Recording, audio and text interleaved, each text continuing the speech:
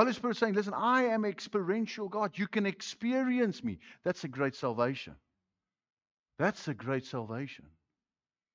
He resides within us. Listen to what Isaiah 9:6 says.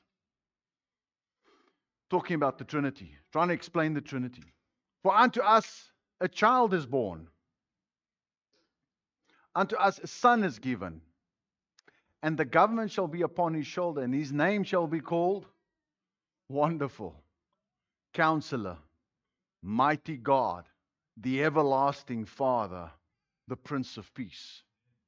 Can you see suddenly this is just a mix-up right there? It's one. Jesus says, the Father and I, we are one. I am in the Father and the Father is in me. And if you don't believe me because of the signs and the wonders that I've done, that the Father and I are one. What a great salvation we have. That the Son of God is God Himself.